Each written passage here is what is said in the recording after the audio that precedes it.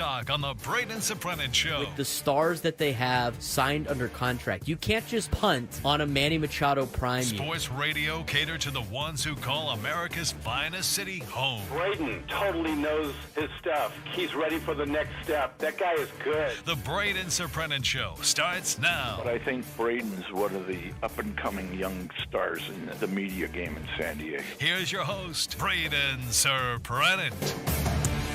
Good morning, San Diego. Welcome into another edition of the Braden Surprenant Show. We are live, we are local each and every Sunday morning from 8 to 10 on San Diego's number one sports station, 97.3 The Fan. It's fun to be here with you on this Sunday morning.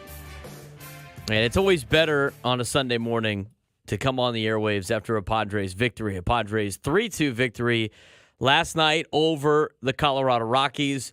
A ball game in which the Padres went down 1-0 after the first three frames of the game, or should I say the first three innings of the game.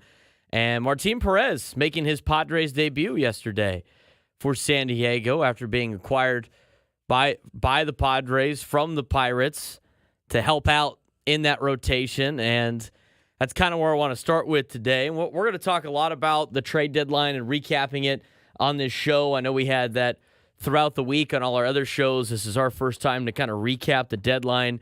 We were on last week when the Padres acquired Jason Adam and start the bullpen piece for San Diego now that actually pitched yesterday and got the win. One inning, one hit, no runs, no walks, and a punch out. You got to see Tanner Scott for the first time last night. He gave up a run with 2 strikeouts, gave up one bad pitch on a bomb, and then Robert Suarez closed it down. But I mean, last night showed the power of that bullpen. Obviously, not completely lights out as you would like, but that's going to take some time with guys coming into new spots. But last night was a night you got to see some of these guys for the first time. Let's start with Martin Perez. Perez is a guy that has had success in Major League Baseball, has battled some injuries in Major League Baseball, and is now getting back to, hopefully form for the San Diego Padres after having relatively a good time with the Texas Rangers for 2 years. I mean, for the 2 years he was with Texas, he was 12-8 with a 2.89 ERA. He won 10 games last year in 2023. Obviously, that was a year in which the Rangers won the World Series. Didn't pitch as well as he did in 2022 when he was an All-Star. Was 10-4 with a 4.45 ERA. Gave the Rangers a ton of innings. And then so far this year, hadn't really had hadn't had too much success with the Pirates, but only had thrown 83 innings with Pittsburgh as he's been battling some injuries. Last night, good line for Martin Perez and what could be a nice addition for the San Diego Padres in their starting rotation, something that obviously they want to try to fill the void and keep being able to fill some spots until some guys get back. I mean, it's an interesting group, this Padres starting rotation, and how they're going to have to navigate the last 50 games. Padres have 50 games left in the season. They're 60-52, 4.5 out of the division, half-game lead on the final wild card spot in the number 2 spot, and only a game behind Atlanta in that process. But the hardest thing for the Padres right now is being able to finish the season and make the playoffs, because they have built themselves very much so a tournament-level ball club. They have a tournament team right now and ready for the postseason. They built up on bullpen arms, which could be used a lot in the playoffs, because in the postseason, you got these days off in between games and in between series where you don't need necessarily, you got guys getting rest all the time. So that's one way to navigate the playoffs, is through bullpen help. But until you make it to the playoffs, you got to need some guys in the starting rotation to eat some innings for you so you can keep that bullpen fresh. And I think Martin Perez did a good job of that last night. 6 innings, 1 earned run, 3 hits, no walks, 7 punch-outs. Gave up the 1 home run to Goodman in the 3rd inning on an 0-1 count, with nobody on and 1 out. I mean, that was those are going to happen when he's your 4th or 5th starter in the rotation, right? But he did his job. He got you to the 6th innings. You went to the bullpen. Bullpen shut it down. It was the first time seeing Tanner Scott in a Padres uniform. He gives up 1 home run. It's going to happen with guys moving around. It's a lot of change in their life. But the Padres got the victory last night, which is actually impressive against a team like the Rockies because they haven't really been able to do that too much. The Rockies have been the thorn in the Padres' side more times than not, and a lot of it has to do with their starting pitching. I saw it posted yesterday by Chris Ello from our afternoon show on Gwynn and Chris. He posted on X. Note to the Padres, the Colorado Rockies pitching this season at Petco Park. This is going into last night. At Petco Park, the Rockies are 4-0 with a 2.25 ERA. Everywhere else, they're 37-70 with a 5.59 ERA. That's remarkable. That's remarkable, the difference between the Rockies pitching at Petco Park compared to the Rockies pitching everywhere else. Everywhere else, including Coors Field. Apparently have found a home at Petco Park, the Colorado Rockies pitching staff, being the 4-0 that they are. Padres now, after the win, have put themselves 4.5 games behind L.A. for the division. They're a half-game lead in the wild card in the number 2 spot, as I mentioned, but in a good spot, but need to be able to handle business today against the Colorado Rockies. Today's show, we're going to talk a lot of different things about that. We're going to recap the trade deadline for San Diego, how it impacts them moving forward. Obviously, they gave up a lot of young talent for some of these bullpen arms. Tanner Scott is a rental.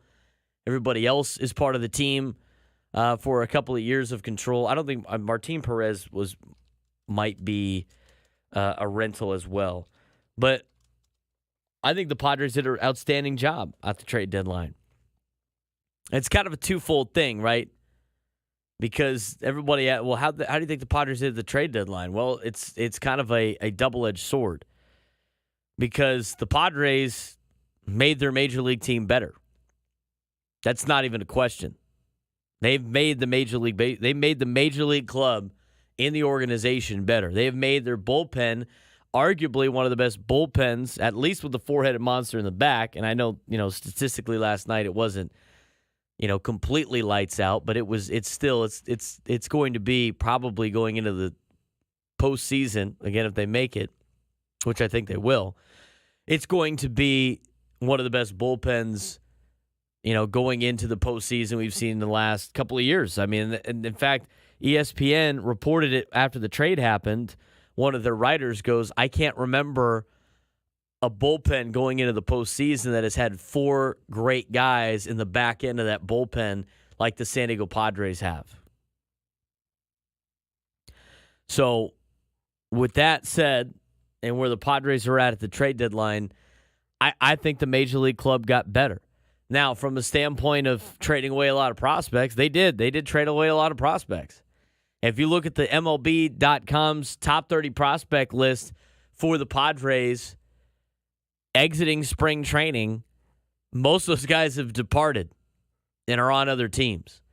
They kept the top 2. I mean, the top 2 guys are still part of the organization. I think that's a win.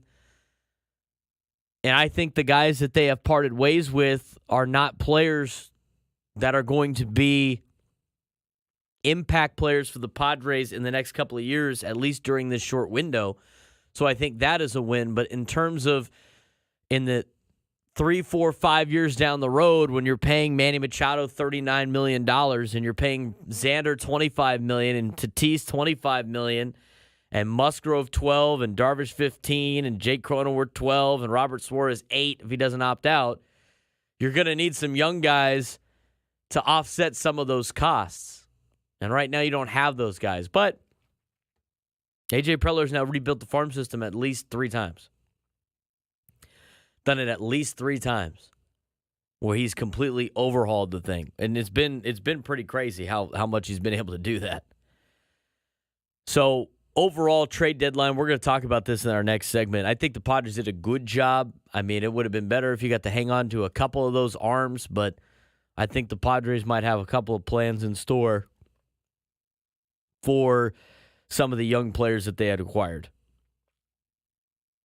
You know, more particularly in Hoeing, who they got from the Miami Marlins. He is a player that obviously is a swingman and has some years of control in which they think they might be able to turn into a starting pitcher. I mean, that might be part of the conversation during the offseason. Then all of a sudden, he becomes one of those guys in your future rotation. But I thought overall the Padres deadline was good. Hunt for October. Padres got 50 games left in the season. They have 19 games now against teams above 5. They have 19 games now against teams below 500, and they have 31 games against teams above 500 to finish the stretch. And this month of August is a little bit difficult on the sense that you do play some teams that are above 500 to finish out the rest of August. You got Pittsburgh twice, you got Minnesota, you got the Mets, you got St. Louis. All of those teams are battling for playoff spots. You have Tampa Bay, who is still above 500 by 2 games to finish out August. I don't know if they will be above 500 by the time you play them. I don't know what type of mindset they're going to be in. I don't know what type of ball club they're going to be at that time, but they are considered 3 of those 31 games against teams above 500. You got 3 series against Detroit. You got 3 series against Detroit and San Francisco, with 1 being here at home, and then 1 against San Francisco at home, and then 1 on the road. 6 more games against the Giants. Giants are technically, they're one of those teams that are below 500 by 2 games, but they're a team that is still competing for a playoff spot. You know, San Francisco might still think that they are in it at 4.5 games back out of a wild card spot. I would say they're in it. They've won 7 of the last 10 games. Playing Cincinnati this weekend, if they can get another win, take 2 out of 3, they're 1 game under 500, and they're right there within striking distance, and you got to deal with the Giants twice in the month of September. But who knows where they will be at by the time the Padres play them. And then to finish your last 4 series to finish the season, Houston battling for a playoff spot. The White Sox, I don't need to spend time on the White Sox. The White Sox are an anomaly in general.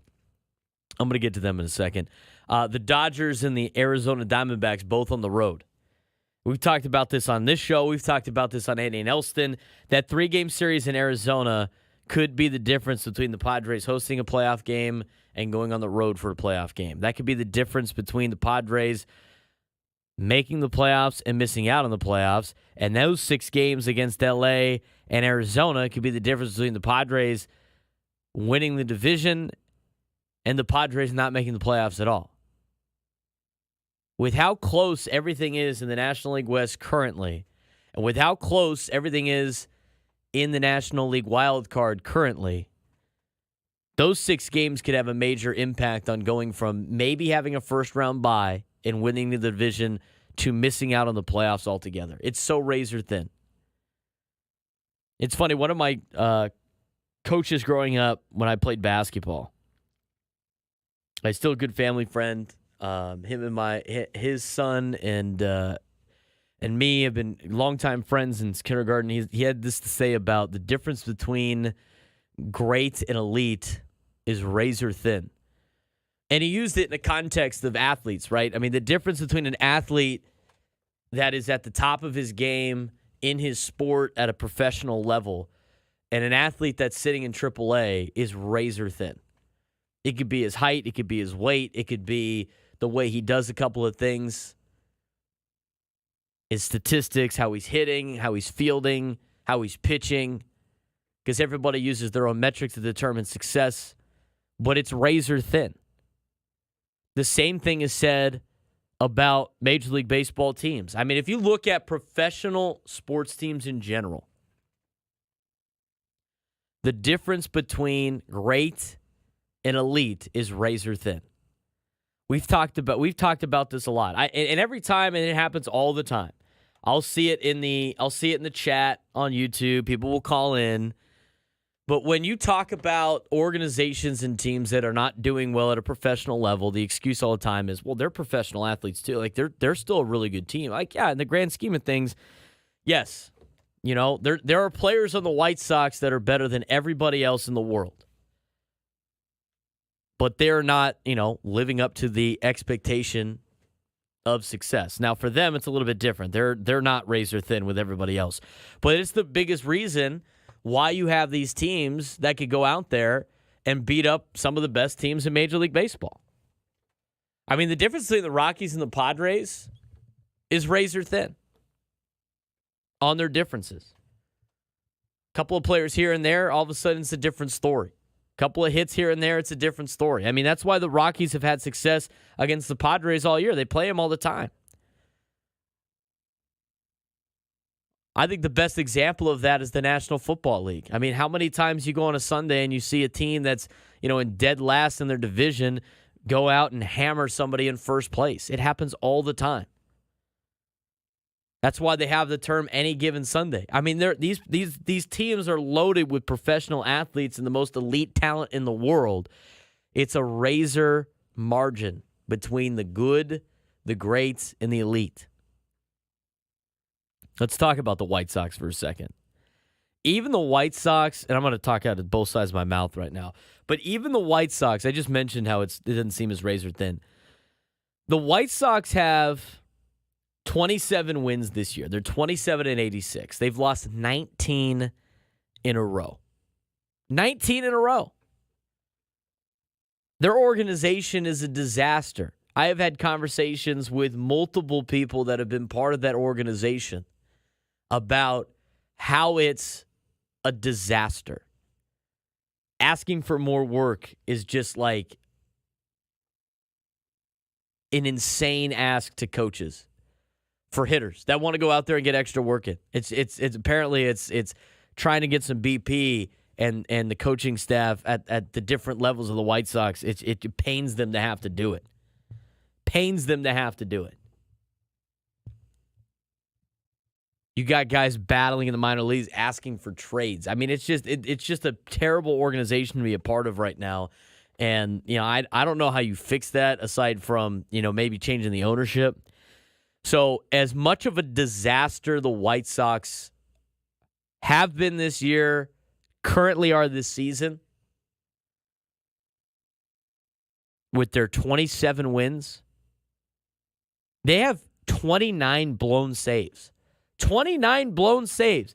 29 times this year, the Chicago White Sox have had a lead in a ball game, and they have lost it in the ninth inning. 29 times. If they have a good bullpen or a good closer, they're probably right around a competition position in the playoffs. 29 blown saves. That is unreal. I had to look it up again. That had to be a made-up stat. There's no way they have blown 29 baseball games in the ninth inning. 29 saves. It's remarkable. Razor thin. I mean, let's think about from the perspective of the trade deadline.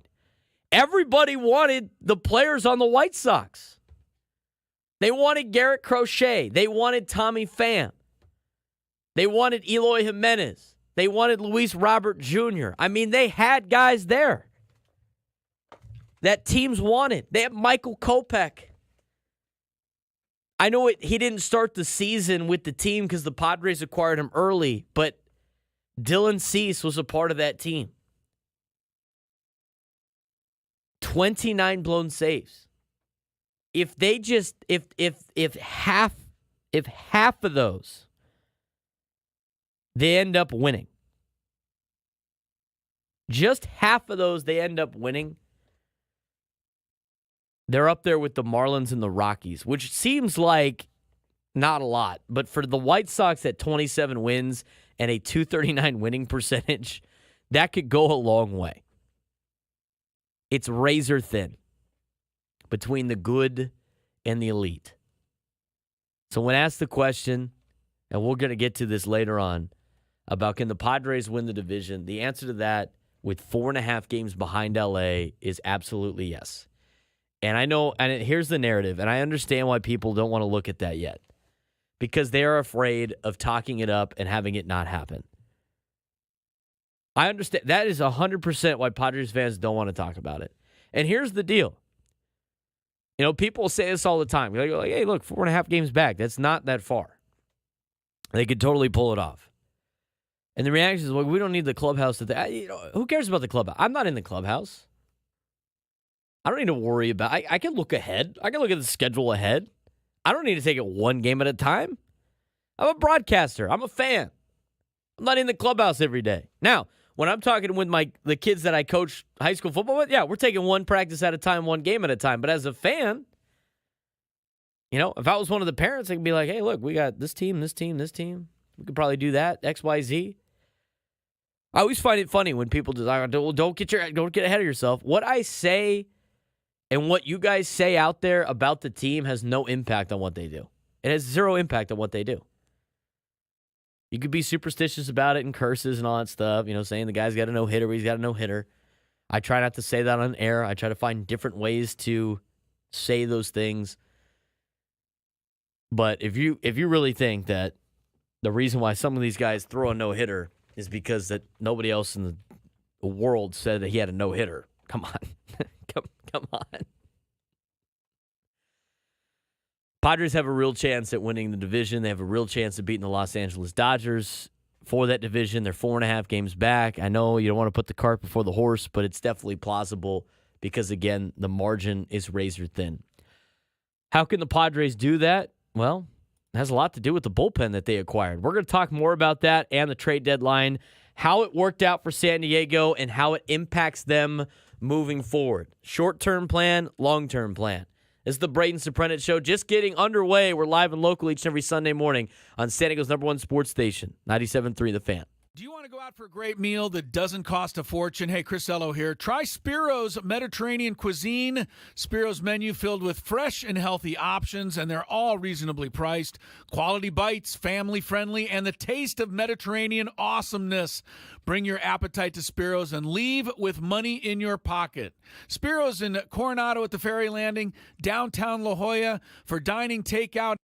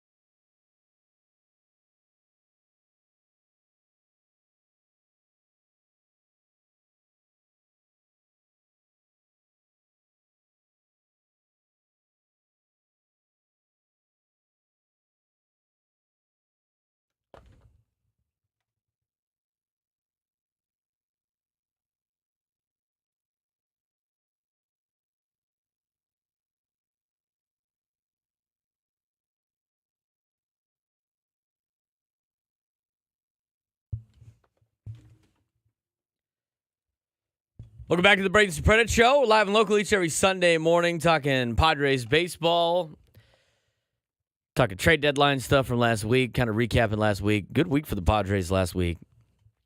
In the front office, with what the Padres had acquired, with the Padres sweeping the Dodgers in a 2-game series, winning the season series against L.A., and putting themselves now in a good spot at 60 and 52, half game above the third wild card spot as the second wild card team, a game behind Atlanta for the top wild card spot.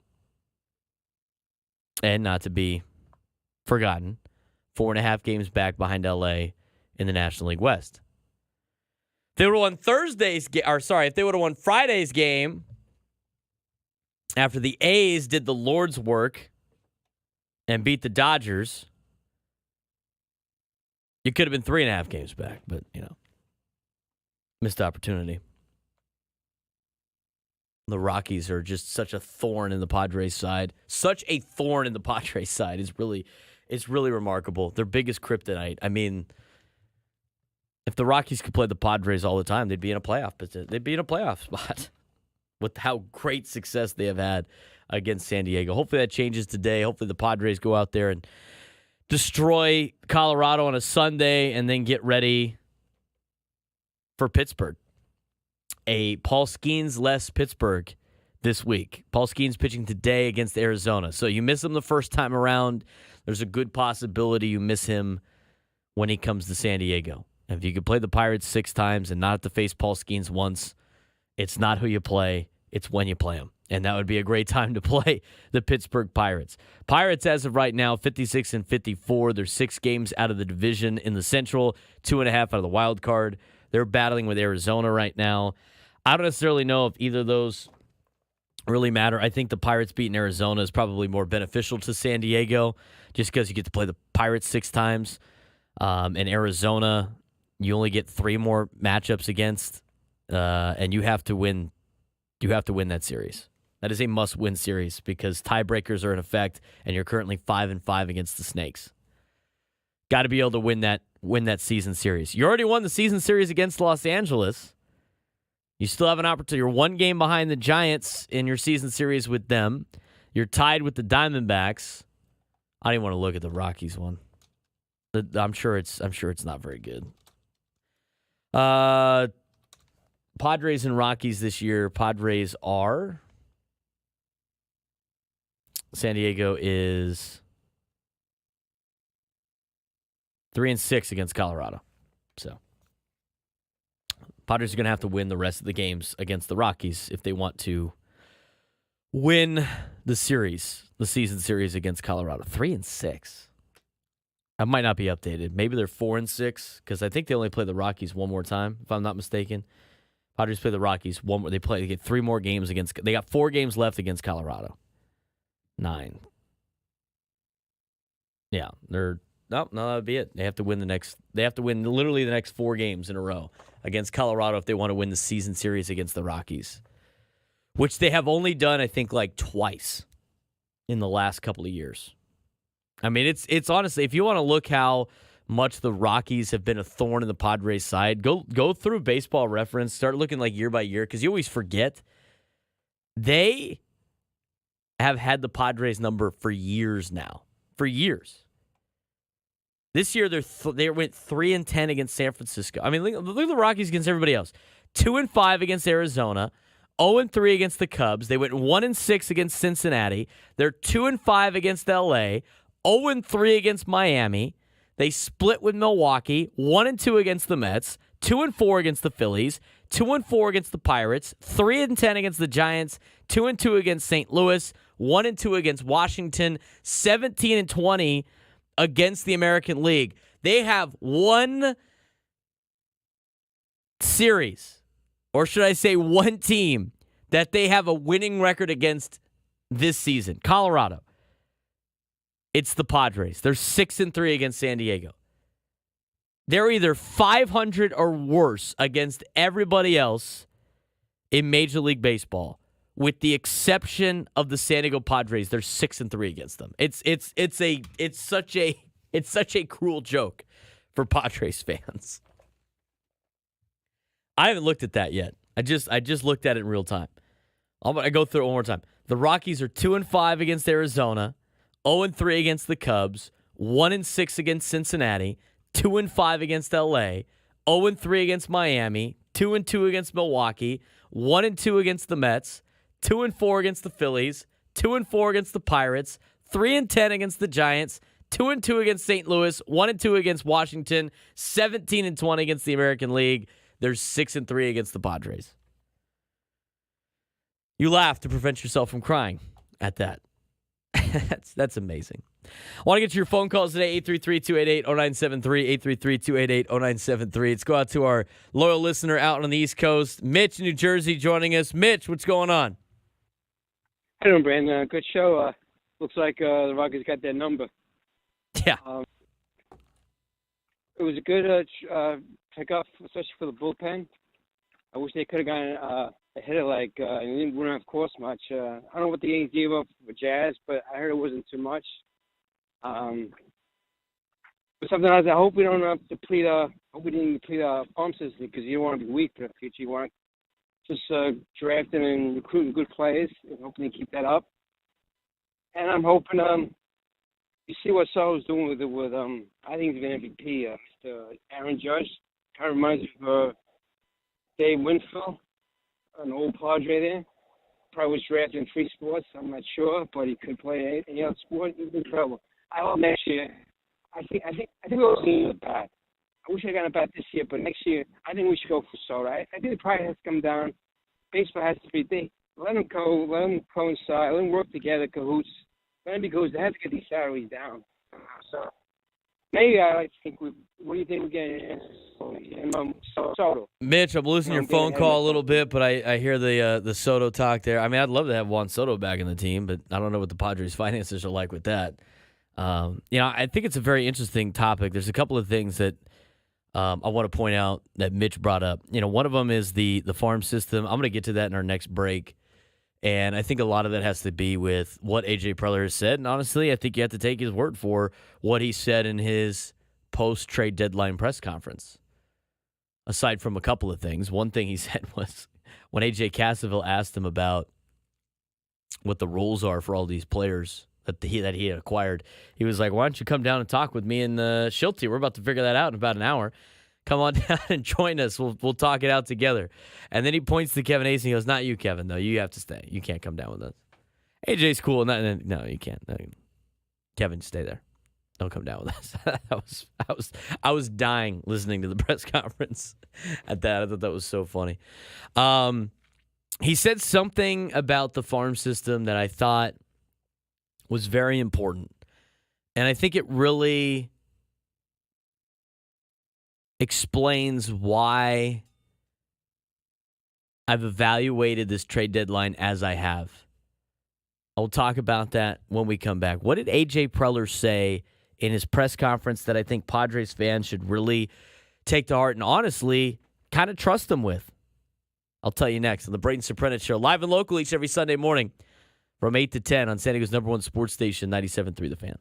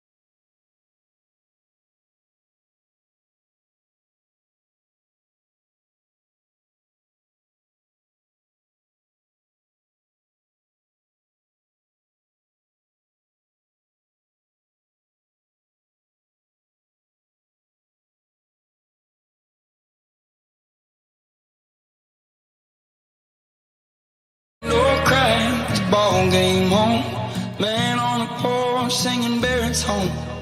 Tan line leads to that gentle place between a collarbone and a stone cold face. Dark-haired boys all say goodbye to the women that they swear are gonna. Welcome back to the Braden Surprenant Show, live and local each and every Sunday morning. Got some Padres baseball coming up this afternoon. 1:10 start at Petco Park, as the Padres will take on the Rockies for the final time of this series. Sam Levitt will have the EcoWater SoCal Padres pregame show coming up at 12:10 p.m. Pacific time. Padres baseball at 1:10. Postgame show after that, and then we'll get you ready for our shows coming up this week on the talk shows, as the Padres will have an off day tomorrow and 3 games against Pittsburgh on the road before going to Miami and then coming back home to take on the Pittsburgh Pirates.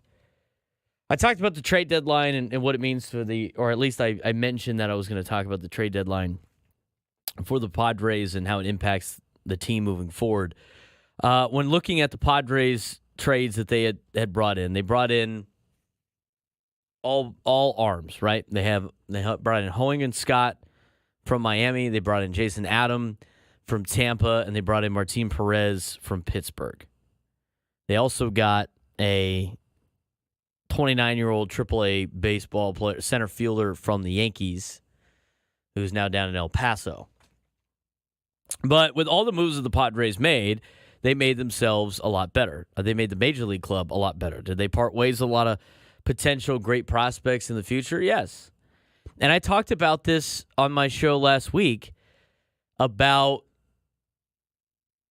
certain teams' abilities to develop certain talents. And the Padres notoriously have not been one of those teams that have produced many talents of their farm system. They'll sit there and tell you about Fernando and Jackson Merrill and ignore all the other players that have gone on to other organizations that have done better in the other organizations developing than in the Padres' current organization. I mean, the stats speak for themselves in terms of like the last time that the Padres produced a starting pitcher through their farm system. I guess you could say Cal Quantrill, who they are going against now, today, for the Colorado Rockies. But they haven't necessarily been the greatest at developing the talent. They have been phenomenal at acquiring talent. But they have had issues with Dylan Lesko. They've had issues with Robbie Snelling. They've had some setbacks, and they have felt the need, they felt comfortable with giving them to other organizations to develop themselves. And so my thing is here, like, I don't think this trade, and I talked about it last week, specifically with the Adam trade. If Dylan Lesko turns into a great player for Miami or Tampa, whatever it was. I think it was Tampa. If Dylan Lesko turns into a great player for Tampa Bay because they fixed all of the problems that he has had, coming back from Tommy John, not being able to locate a fastball, some say that's the last to come when it comes to Tommy John surgery and bouncing back from it. But the Tampa Bay Rays are inheriting a project. The Tampa Bay Rays are a team that is notoriously good or notoriously great at fixing problems and finding players and turning them into really good players. They're great at developing. So I don't think it would be fair to say if Dylan Lesko did well for Tampa Bay that he was going to do well for San Diego. I mean, he could have potentially gotten worse as his time progressed with the Padres. It's such a unique situation in sports, especially in Major League Baseball at trades, with how teams develop guys in different ways. And how we just always assume that if the Padres didn't trade away player X, that player would have been just as good on the Padres as he was on the team that he is currently on. That could be true. That could not be true. You don't know. I mean, you're playing the guessing game and you're playing the make-believe game all the time.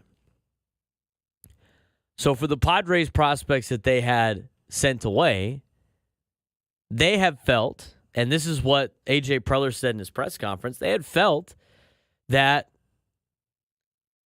they have players coming up the ranks that are better, that we're pushing the guys near the top. And I think you could say what you want. I think you need to take prospect rankings with a grain of salt because everybody evaluates players differently. All the teams evaluate players differently. All these media sites, because again, they're media sites. I mean, they could talk to scouts all the time, and they can even employ former scouts, but there's different ways that teams value and look at players that fit their organization. And so AJ said in his press conference last week that he felt comfortable with the players that he had coming up. And those players being really good players when they evaluated the value of the guys that they were sending away. And you could say that. I think it's an easy way to save face at trade deadlines when you give up what a lot of people thought was a big package to acquire bullpen help. But in reality, you have to take his word for it because they're the ones evaluating for their organization. And to be honest with you, I mean, you could say what you want.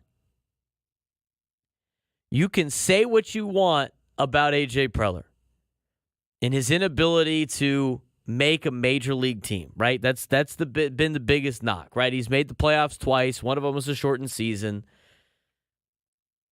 If the Padres do not make the playoffs this year, which I think they will make the playoffs, if they don't make the playoffs this year, A.J. Preller in a 10-year span would have made the playoffs 2 times. I think a lot of the criticisms that A.J. has received have been fair criticisms. He has been the general manager and the president of baseball now for the Padres for a very long time. And the results speak for themselves. I think the job he has done this year has been phenomenal based on the deck of cards that he has been dealt, based on the budgetary restraints that he has. I don't think there's really any arguing against that for this year. But again, I bring up all the negatives just to say, take all of the negatives about A.J. Preller. The one thing will always be true, and his biggest positive is the guy knows how to find talent. He is elite at acquiring and finding talent, wherever it may be, whatever country it may be in, whatever region of the United States it might be in, whether it be a college player or a high school player. The guy finds dudes, and he loves finding superstar players. So when a general manager like AJ says at the press conference, and again, I think there's a lot of eyewash in those press conferences all the time. But when a guy like AJ says, we like the players that are not on those top 30 lists that certain media outlets put together, and we like our guys pushing forward, you have to trust what he's saying. This is a time where you sit and his track record speaks for itself. Now, whether or not they can develop those players is a different story. They have not been the greatest at that. If he said during his press conference, hey, look, those guys moved on, but we could turn a lot of the players below them into studs, I would have been like, all right, dude, come on. Who are you trying to gaslight here? But he didn't do that. He said, we like the players that we have coming up through the ranks. I mean, every time that A.J. Preller does a draft, I mean, he loads up the farm system. This was the same conversation that we had when the Padres acquired Juan Soto. How are the Padres going to overcome sending away all these players to Washington? And you know what happened immediately after that conversation happened? Again, it was C.J. Abrams and James Wood, and you go down the list. Those are the two headliners, obviously. James Wood's come back down to earth. C.J. Abrams has been good. He has been great. Mackenzie Gore has been okay, right? I mean, these are not guys that are just phenomenal. I know C.J. Abrams made the All-Star game. I think he's done pretty good. But the thing is, as soon as those guys left, you know who immediately became like this phenomenal player? He got bumped up naturally, but then he was going on a tear, and all of a sudden the farm system filled out right behind. It was Jackson Merrill. They immediately made Jackson Merrill the number one prospect in the Padres organization. And I was like, wow, we're really pushing this guy really quick. I mean, he's like, I think he was like 19 or something like that, 18 or 19. And you're like, really? It's just automatically, all right, now this guy's a stud. It didn't make any sense, but it everything backfilled behind him. All the players that you traded during this deadline and that group of players that I mentioned at the beginning of the show that were in the top 30 prospects for the organization when camp broke out of spring training. Those 12 of the 15 that are no longer with the organization, those guys were not part of, and the majority of them were not part of the organization's top 15, 20 list before the C.J. Abrams trade. That was 2 years ago. None of those guys were even part of the equation. If you would have sent any of those guys away, if they were even on the team, which I don't even know if most of them were even part of the organization, for Juan Soto at the time, you would have been like, who cares? I mean, these prospect rankings don't make any sense. David Bednar, who is an all-star closer for the Pirates, now whether or not he still has that role over there is a different story. But he's an all-star closer for the Pirates. People were upset about, a couple of years ago, the Padres traded him away. Said the same thing about Jack Sawinski, right? I mean, that guy's not even with them anymore. He was the 30th best prospect of the top 30 prospect rankings. I mean, it's just, it's one man's, it's a couple people's opinions on stuff. I've talked about my stuff all the time. I've talked about the rankings and stuff like that. It's a projection of what you think the players are going to be at the major league level. And if the projections were good, those guys would be in front offices and everything. They're just projections. Can the Padres win the division? Why it's not that hard, but does it matter? I'll talk about that when we come back.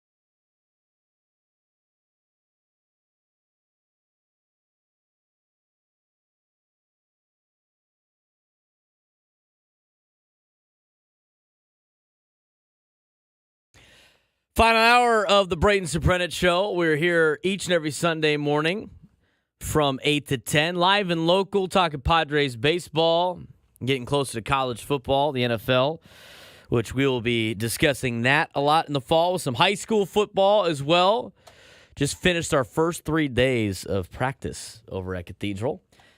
Got an off day today. It's nice. It's going to be great. Got to retool, reshape, and get geared up again for another long week of practicing, and then August 16th, strap it up against El Camino for a scrimmage, and then it's against Mater Dei Chula Vista, Mater Dei Catholic in Game 1 down at their place, and we're ready to go. High school football is back practicing. College football is back practicing. The NFL has already had a game in the Hall of Fame game. Now, it wasn't a full game, but they've already played a game. And football is back. We'll be talking a lot of football on this show during the football season, but it's all local all the time. We always talk San Diego sports first, local stories, everything. Most of the time it's the Padres, obviously, but a lot better than the weekend noise, as mentioned in the open, on national programs. And I'd say national programs are not good, but they're not, they pertain to us more times than not. So thanks again for making our day a part of yours. I really appreciate it. If you're watching on YouTube, give us a like on the YouTube page. Smash the like button. Give us a follow. You can subscribe to me on YouTube at B_SURP. I broadcast on there all the time. B-SURP. You could subscribe to 97 Through the Fan on YouTube as well at 97 Through the Fan SD. Plus follow us on social media. You can follow me on social media at B_SURP. Follow me on X, follow me on Instagram, follow me on TikTok, all of those platforms. Smash the like button, as Junior says. Best way to spend your Sunday morning. I wish it was a longer segment. Well, I appreciate that, Junior. Sometimes I don't want to be here all day on a Sunday, but I appreciate you joining the show each and every Sunday. Thanks to all of you in the YouTube chat. We're going to take your phone calls, too, if you want to weigh in. I asked the question going to break, and I'm going to get into it after I get some of your phone calls. The Padres' likelihood of winning the division. Do we think the Padres can win the division? That was something that's not necessarily on the radar before the season has started. Dodgers signed Shohei Ohtani. It's like, oh, wow. Rich keep getting richer. Keep acquiring more players that are superstars, but they have been taxed with injuries. They have been taxed with a lot of things that they have had to deal with. The lineup that they have had against the Padres the last 2 games here at Petco Park are just not Dodger lineups that you're used to. I'm shedding a tear just talking about it in terms of the Padres' sake. But at the same time, the Padres have pulled within 4.5 games of the division lead. And it's August 4th. In 2023, on August 4th, which was a Friday last year, the Padres were 10 games out of first place. The Giants are right there on the Dodgers' tail. They were 3 games back. The Padres were 10 games back. They are currently 4.5 games back. They could have been 3.5 games back if they would have handled business against the Rockies, but that's neither here nor there. I think they're in striking distance. I really do. And we'll see how it plays out. I mean, the Dodgers' upcoming schedule, and I didn't even put it on my sheet for this Hunt to October because I was like, they still got some time to do and some time to put things together. But their upcoming schedule, I mean, the Dodgers, after they play Oakland, they got to play Philly again. Now, Philly is struggling. The Philadelphia Phillies are struggling. They are 2-8 in their last 10. They've lost 6 in a row.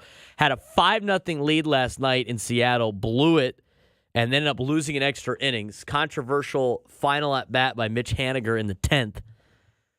Guy should have punched out 3 times, ends up walking with the bases loaded. Their lead over Atlanta is now only 5 games. So despite Atlanta being left for dead with everybody being hurt, they're 5 games out of the division. And the Padres are 4.5 games out of the division. But as I mentioned with the Dodgers, and Ramon Scott in the chat says the Phillies are 4-13 in their last 17 games. Rough. And as I mentioned, they are struggling mightily. Dodgers' upcoming schedule. After they play this game today in Oakland, they got 3 against Philly, best team in the National League. So both L.A. and Philly are struggling, so something's got to give in L.A. this weekend. Then they got Pittsburgh battling for a playoff spot, which, by the way, since the Padres don't have to deal with Paul Skeens this week in Pittsburgh, the Pirates get to throw Paul Skeens against the Dodgers. That's the greatest week outcome you could possibly have for Padres this week. You don't have to face Paul Skeens, and the Dodgers do. It's great. It's phenomenal. And then guess what? If he pitches against the Dodgers the next weekend, he won't be pitching against, you guessed it, the San Diego Padres the following week. It'd be great. It'd be great. Pirates go Arizona, San Diego, LA, San Diego. Back to the Dodgers. They got 1 game against Oakland today. Again, they lost on Friday. They won last night 10-0. They got 3 against Philly, 3 against the Pittsburgh Pirates, 3 at Milwaukee, division leader, 3 at St. Louis, battling for a playoff spot, 3 versus Seattle, division leader, 3 against Tampa, over 500, 3 against Baltimore, best team, one of the best teams in the American League, 4 at Arizona, playoff team, battling for a playoff team, 2 against the Halos, who they split with last time, 3 against the Guardians, the other best team in the American League, 3 against Chicago, 3 at Atlanta, 3 against Miami, a little bit of a break, 3 against the Rockies, 3 against the Padres again, and then 3 more against the Rockies. That is rough. That is a rough schedule. That is a way more difficult schedule than the Padres schedule. Padres have 50 games left. They get to play the Rockies 3 more times after today, so 4 times total. They got the White Sox 3 times. They got games against Miami, Detroit, San Francisco. They do got to play the Pirates twice, but the level of team that the Dodgers are playing compared to the Padres in the final 2 months is a lot different, and it really opens the door. Let's get back to your phone calls, 833-288-0973, 833-288-0973. Let's go out to East County, where hopefully it's not too hot yet. It's still cool from the marine layer, even though it burned off most of the time in East County probably already. Out to El Cajon, where Brandon's standing by. Brandon, what's going on? Hey, good morning. No, there's no morning overcast out here. Not too hot yet, though. Oh, that's good. I'm going to stay cool out there. It's going to probably heat up later on this afternoon. Yeah, it will. Yeah, the 7-game winning streak got me back watching them again, and they've been playing good baseball. I think trying to beat the Dodgers in the division should be one of their. That's maybe not as good as winning the World Series, but they got a shot to beat the Dodgers, and that should be what they want to do. Just go out and win. And also, this Jackson Merrill kid, he's a real baseball player. I hope that these long-term contracts don't, make it impossible for the Padres to keep him. I'd rather have Jackson Merrill on the team than any of the big 3. Jackson Merrill's a great player, and that's why I keep bringing up, and Brandon, I appreciate the phone call. That's why I keep bringing up, a couple of months ago, that if you think he's going to continue at this streak, and I don't know why he wouldn't, and we're in August now. This is the August lull that you're supposed to get with any type of rookie. We'll see if he starts to come back down to earth. But the way that he is such a good contact hitter, and he's a great player in general in terms of just a baseball player, I think that's going to hold the test of time.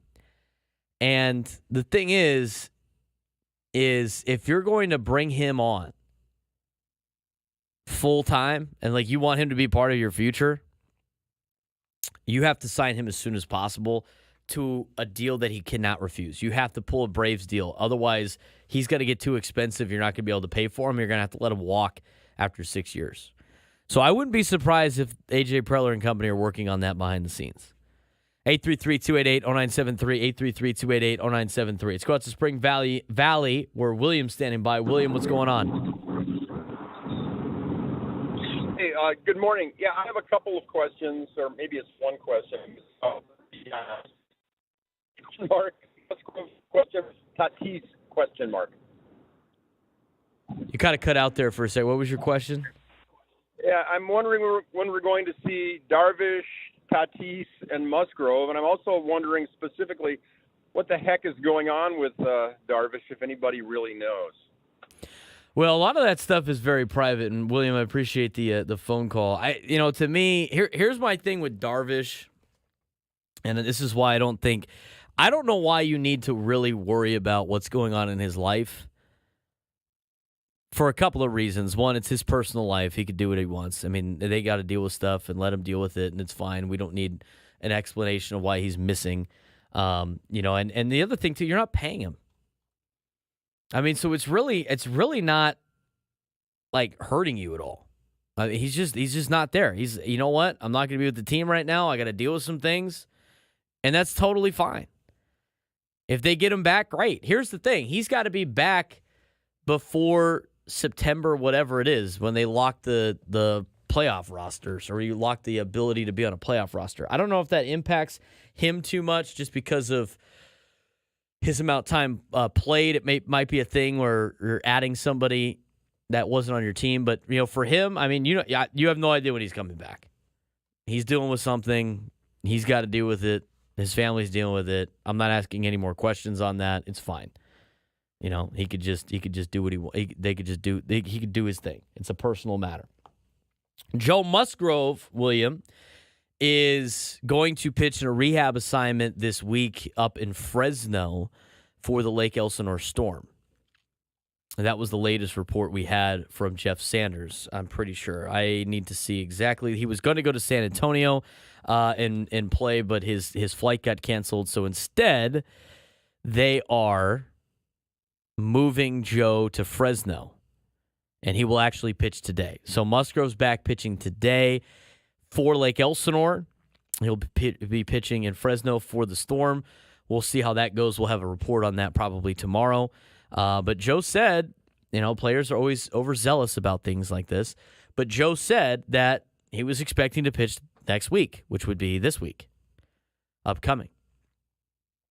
So we'll see if we can get Joe back there. The last one was Fernando. Now, Fernando's a little bit different. Now, Fernando, they're waiting for his bone to fully heal, his femur. Because if his bone does not fully heal and it's still a little bit, banged up, if you will, for layman's terms, that could potentially continue to re-injure, and then the setbacks go right back to where he started. So for him, they're just waiting on a bone to officially fully heal. He's still been doing some baseball work with limitation. I know he's been able to throw. We've seen the video of it. But that's kind of the latest on all three of those particular players. All three of those particular players could come back. All three of those particular players could not come back. I think it's more positive on the Joe Musgrove and Fernando Tatis Jr. front on those things. But if you were to add any of those three players, any combination of those three players or all three of those guys, it'd be like adding another trade after the deadline, which would be great. And I appreciate the phone call from William in Spring Valley. Jay in Escondido. Haven't talked to Jay in a long time. Jay, what's going on? Hey, I have maybe an unpopular question, but I know he's a good fielder, but I'd like to see them put Bogarts back at short. I think Kim is really a big liability as a bat, because if he doesn't walk, he strikes out. Batting .220, doesn't it seem like we could just put Arias or Cronenworth at second? Of course, one of them can play first, and then you can get Solano in the batting average more. What is your take on that? I've been saying that, Jay, for the last couple of weeks. I mean, I really like that idea. I mean, you brought Xander in to be a shortstop when you brought him in, and then after 1 year, you decided to move him to second base for Ha-Seong Kim, which, at the time, it made kind of sense because Kim, right, was a better defensive shortstop than Xander Bogaerts. But at the same time, Kim was on an expiring contract. So why cater to a guy that's not going to be on your team at the end of the year, and instead the guy that you have for 11 years under contract, or when you signed him 11 years under contract, you got him for another 10, 9, whatever years it is, you decide to move him to second base that he's not comfortable with and accelerate that process when your shortstop's going to leave at the end of the year because there's no guarantee you're going to re-sign him. I agree with the hitting perspective. Now, Craig and I disagree on how to build a lineup. He wants more defense. I think you should have your best 9 bats in there. To me, a lineup with your best 9 bats includes Donovan Solano, and it includes Xander Bogaerts and Jake Cronenworth and Luis Arraez and Manny Machado, and finding that in the infield, having Solano DH, having Arraez play first base, Cronenworth at second, Bogaerts at shortstop, and Machado at third. I'm going to tell you right now, I think that's a really good lineup that the Padres can roll out. And we've seen Solano come off the bench. He's a good bat off the bench. But, I think your best 9 guys include him in the starting lineup more times than not. And we'll see how much longer this will continue. I mean, you mentioned it. Kim's hitting .224 on the season, and he has not gotten a hit all weekend. I mean, he's just continuing declining at the plate. I know he walks. He's done a good job walking. So at least he's productive in some way. But Jay, I think that's not as much of an unpopular opinion as you think it is, and I appreciate the phone call. 833-288-0973, 833-288-0973. Is winning the division, does it matter in 2024? Does it matter to you Padres fans if the Padres win the division or not, or do you just want to see them make the playoffs? I'm going to tell you what I think when we come back on the Braden Surprenant Show. Right here, live and local each every Sunday morning from 8 to 10 on San Diego's #1 sports station, 97.3 The Fan.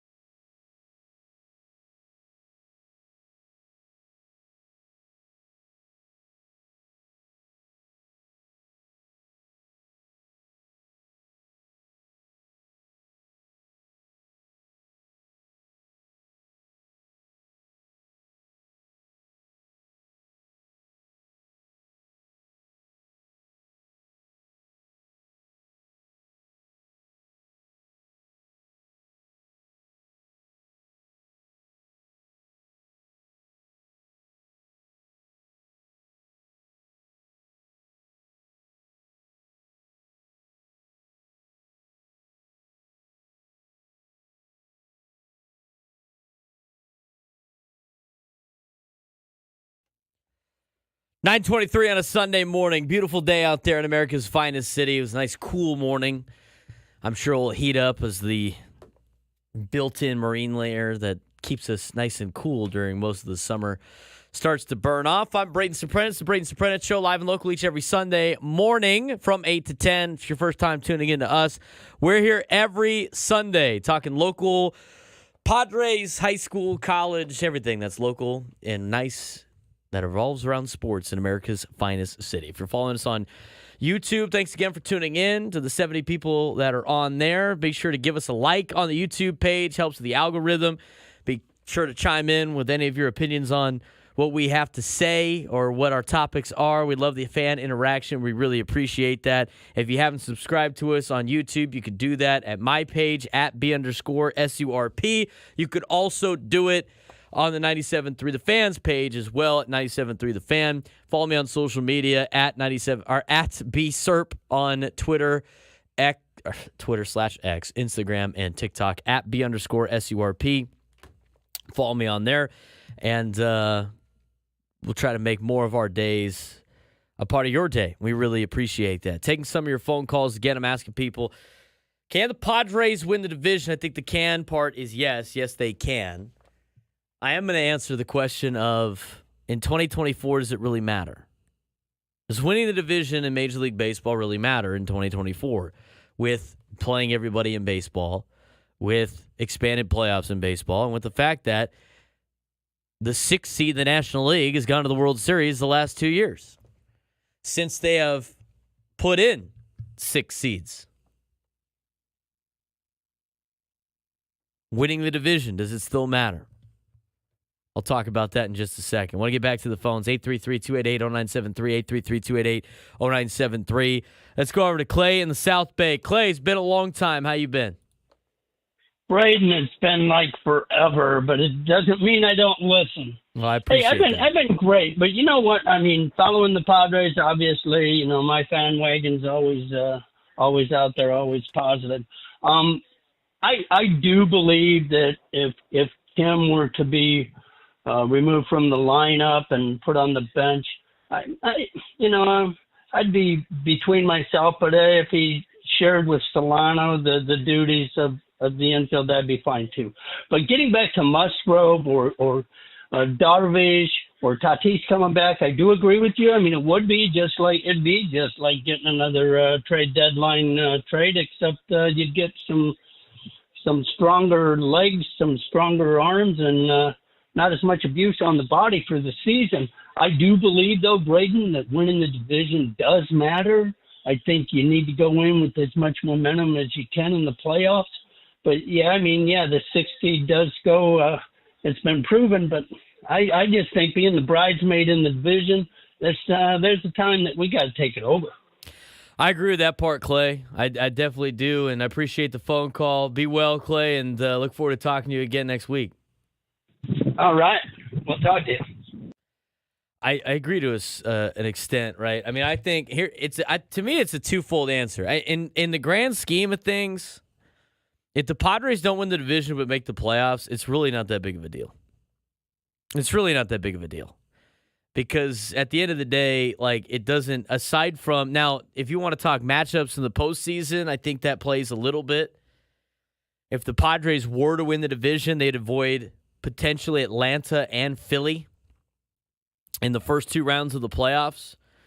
If you want to play that game, but at the end of the day, you have to beat somebody good to advance in the playoffs anyway. So whether or not you face the Brewers first or the Phillies second or the Braves first and the Phillies second, Phillies first, whatever. It's actually, you want to play those teams as earlier as possible because beating good teams is easier in smaller amounts of games. I mentioned that before the Padres beat the Dodgers a couple of years ago. I said, look, you don't have to beat them throughout the entire season of 18 times. You just got to beat them 3 times out of 5. That's it. That's all you got to do. I mean, the Phillies waxed you all season. You went 1-5 against Philadelphia, 1-6, one of the two, 1-5. They went 1-5 against Philadelphia. They take 3 out of 5 from them in the playoffs, it doesn't matter, right? So from that perspective, no. I think for this fan base and this organization, I think it does matter to a sense of it's been such a long time since the Padres won the National League West, and the Dodgers have won it so many times. I think that would be a next step in the whole process of trying to be that competitive team in the National League West all the time. And being like those organizations that Peter Seidler wanted this organization to be like. You know, the organizations like St. Louis who are always in it, and the organizations like the Dodgers and Atlanta, and some of the teams specifically in the National League that just always seem like they're in it every single year. And winning the division would give you that boost. Does it impact you really that much in the postseason? I mean, say what you want, maybe about rest time. I think too much rest time could be a problem. But I think from a mindset and a nostalgia and kind of a reward for the fans of everything that they've had to go through, you know, the last decade plus as Padres fans, I think the Padres winning the division would be a gift to the San Diego fans that have been there every single night for the last couple of years and have packed that place and have set all those attendance records. That would be a big gift to them. You know, in the grand scheme of things, does it really matter? Not really. I mean, everybody's playing for a World Series. But I think from that mentality perspective, I think it's great. And they're only 4.5 games back. I went through the Dodgers schedule. It is brutal. And the Padres match up well with their schedule. And just in the sense of missing Paul Skeens this week, the Dodgers having to see Paul Skeens this weekend, and then seeing the Pirates again and not have to face Paul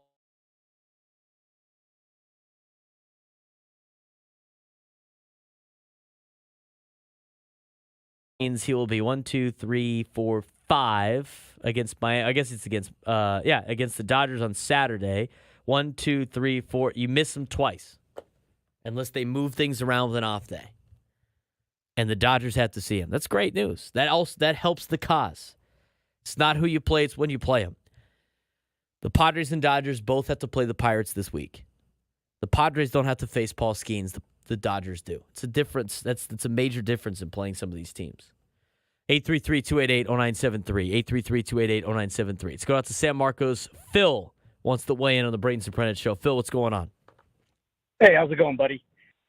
I want to talk about, remember during the trade deadline, there were some people out there crying about why we didn't go after any starters. My theory is this.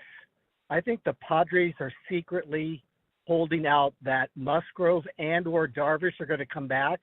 And if you only get one of those guys, think about the playoffs. You would have Michael King, Dylan Cease, and either Musgrove and or Darvish.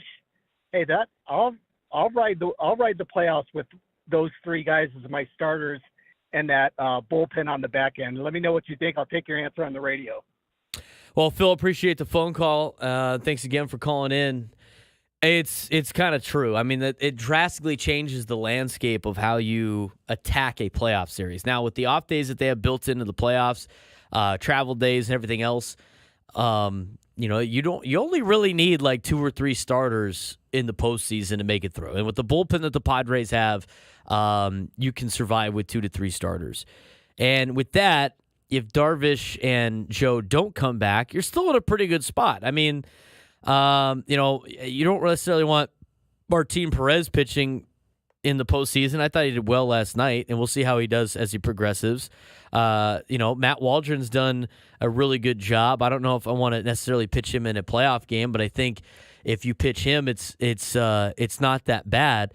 But if you add some of these players, now the thing with Michael King is, he's already gone over the amount of innings the most innings he's ever thrown in a year. So I don't know how much of that is being played with the Padres as well. But if you add Darvish and Musgrove, you go Cease, Darvish, Musgrove. I mean, that's how you would formulate a playoff rotation, and you probably wouldn't even need Michael King. And then if you need a fourth guy, it's Michael King. And then everybody else is all hands on deck in the bullpen, and your bullpen is just built up. I think the Padres knew that they had enough starting pitching to make it through the postseason. But the only time that they're thinking about probably starting pitching is the end of the season, because you want to try to give Michael King some rest with his arm. You want to try to, space out some of these other guys in the rotation, and you need to build up innings. You need to get players to eat up innings so you don't destroy your bullpen that, again, you built for the postseason. That's a postseason bullpen. That's not necessarily a make the playoffs bullpen. You can't be using those guys every single night. But you can use them every single day in the playoffs. But you got to get there first. So that's why they were kind of looking at starting pitching. The starting pitching market was ridiculous. I mean, it was ridiculous what teams were asking for. And I think that's why a lot of teams decided to pivot to the bullpen. I think the Padres have enough starting pitching to make it run through the playoffs. And loading up in the bullpen is a different way to accomplish that. I talked about the Dodgers, talked about the Padres chasing them down. I think winning the division would be a nice little upgrade for them. I think it'd be great for the fan base. Overall, it's probably not the end-all, be-all. You could do some damage when you get to the postseason. We're going to take our final break. When we come back, got a lot to talk about in terms of the Padres, but also we got a list. Checking it twice. Anybody that's interested in college football, the best college football games of 2024 coming up. We also got your power rankings for the MLB. Some key questions remaining after 2024 MLB trade deadline. All coming up next in a quick segment on the Braden Surprenant Show right here on San Diego's #1 sports station, 97.3 The Fan.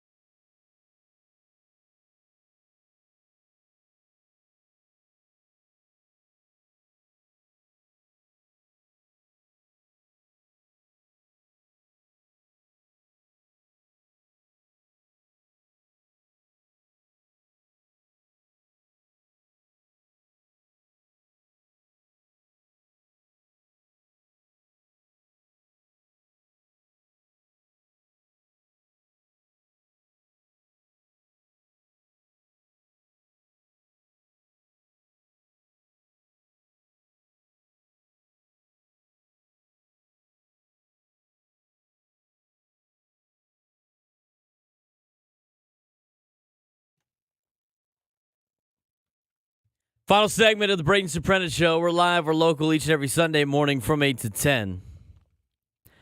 97.3 The Fan, San Diego's #1 sports station.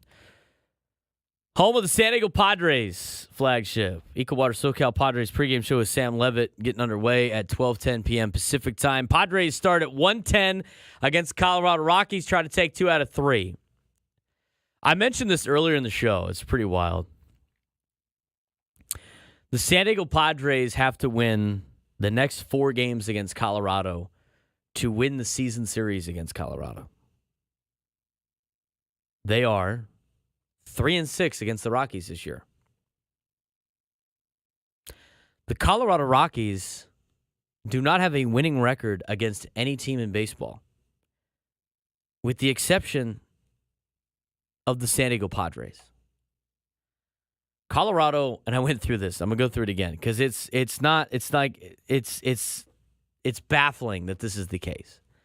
I mentioned Chris Ello's tweet earlier. It was hilarious because it's just baseball. The Colorado Rockies pitching this season. This is going into last night's game. Colorado Rockies pitching this season at Petco Park. 4-0, which is now 4-1. 2.25 ERA. Everywhere else, 37-70 with a 5.59 ERA. It's crazy how good the Rockies are against the San Diego Padres. I'm glad the Padres won last night. I mean, that was a whew. Thank God that was over. Colorado's records against teams this year. Now, they don't really carry it against the American League because you only play American League teams 3 times. So overall against the American League, the Rockies are 17-20. So obviously they probably have won some series in there against some American League teams. But in the National League, listen to this. The Rockies are 2-5 against Arizona. They've yet to play the Braves, which is remarkable. We are on August 4th. And there are 2 matchups. Oh, actually 3. There's a couple. There's like 3 or 4 matchups that haven't even happened yet this year, which is crazy. Arizona has not played Milwaukee yet. Atlanta has not played Colorado yet. Chicago hasn't played Washington yet. And the Padres haven't played Pittsburgh yet. San Francisco hasn't played Milwaukee yet either. Milwaukee hasn't played 2 teams yet. And they're going to load up on the Diamondbacks and the Giants.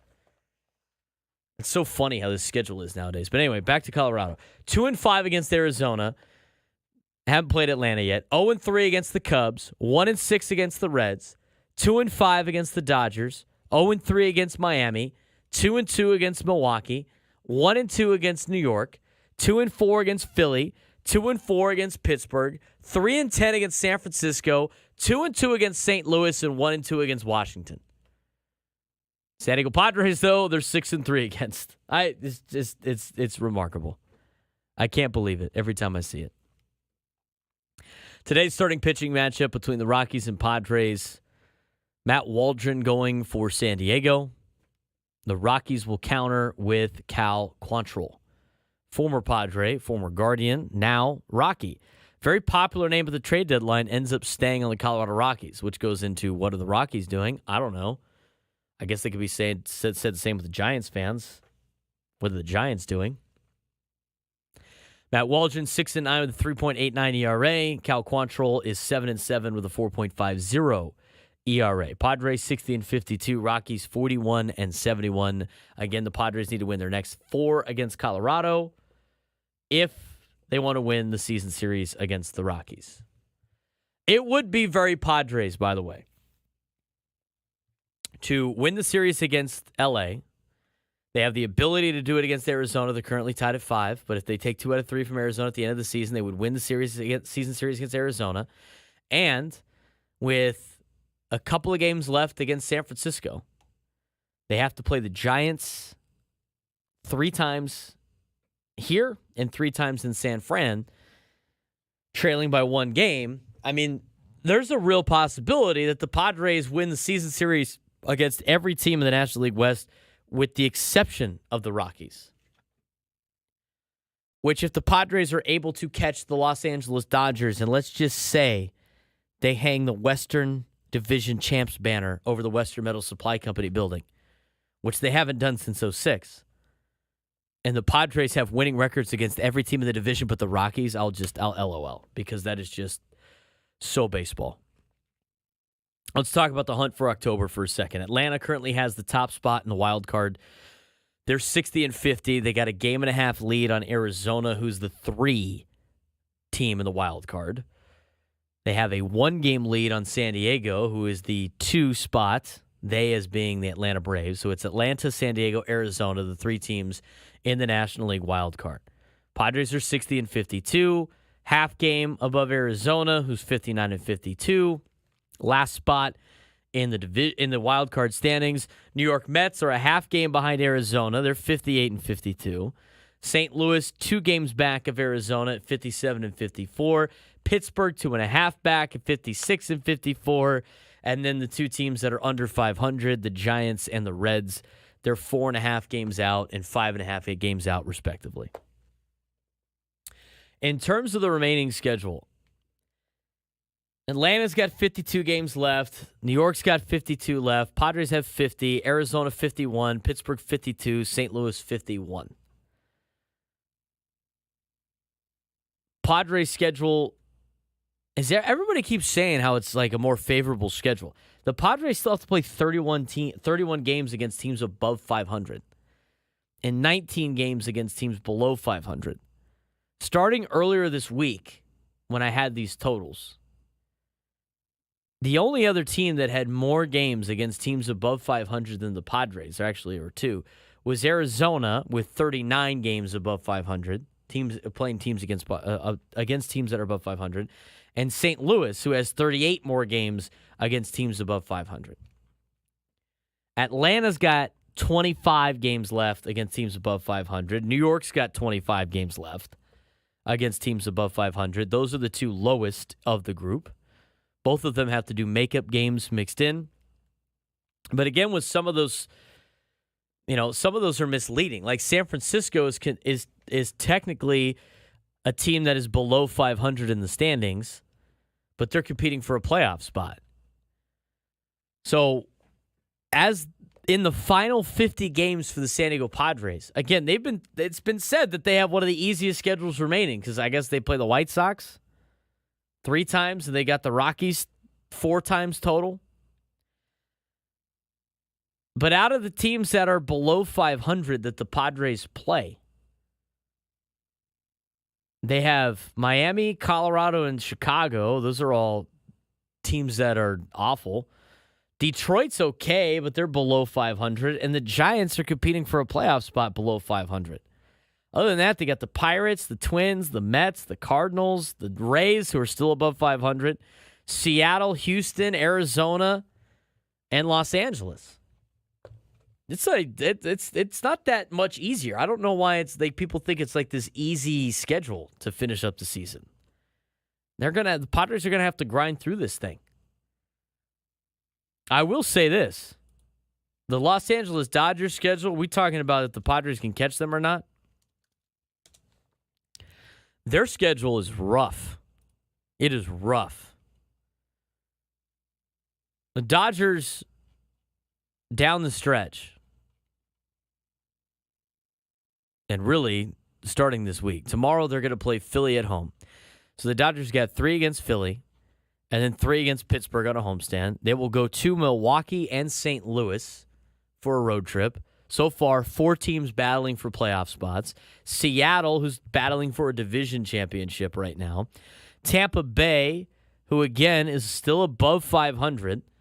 Baltimore, who is them and Cleveland keep bouncing back and forth on the best team in the American League, but currently I think it might be Cleveland. It doesn't matter. The Dodgers play both of them anyway. They got Baltimore. Then they got Arizona for 4. And Arizona is also a team in the division that has a winning record against the Dodgers. They're 5-4 against LA this year.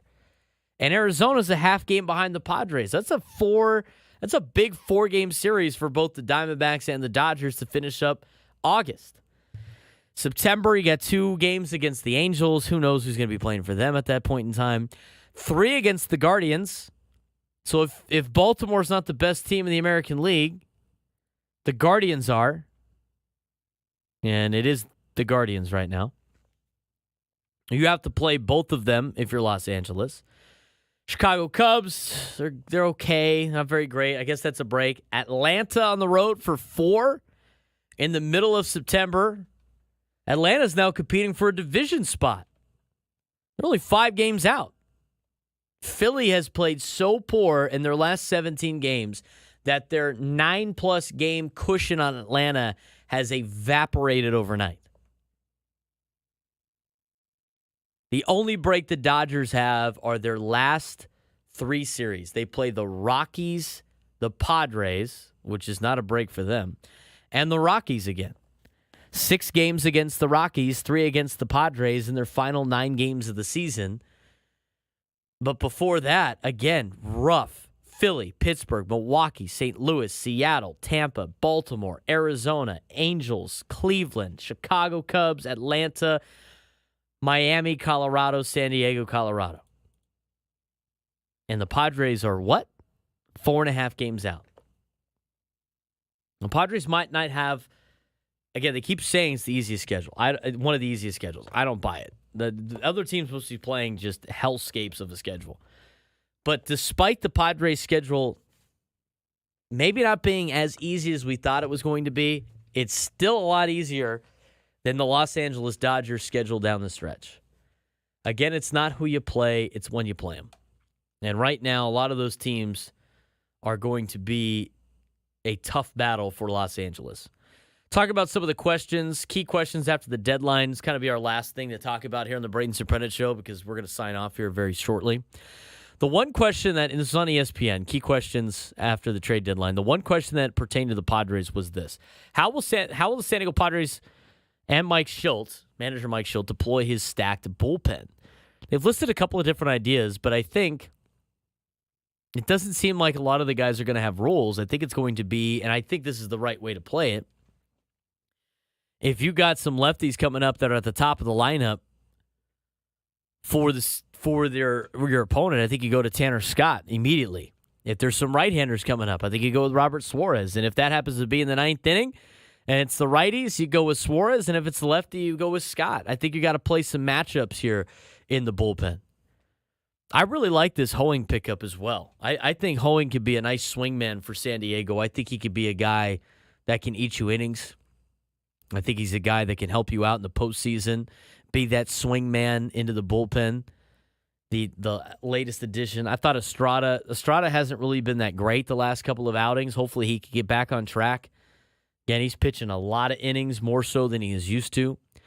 But if you could get Estrada in the 6th, and you can go with Adam in the 7th, and you can go with Scott and Suarez in the 8th and 9th, I mean, you only need 5 innings out of your starting pitcher. A lot of guys can do that on this team.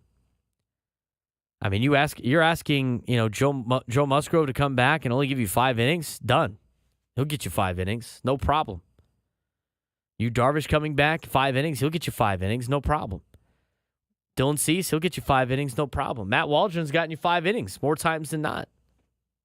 No problem. Michael King, he'll get you 5 innings, no problem. Got to be able to protect that bullpen, though, in these final 2 months of the season before you can start getting into playoff mode. And maybe it starts at the end of September.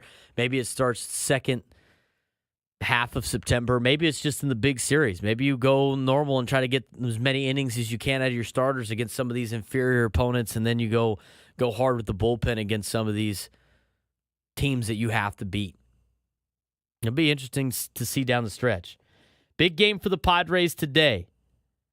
Final game at home against Colorado before they will play them one more time for a 3-game series in the Rocky Mountains. And that will be it for the Padres against the Rockies this year.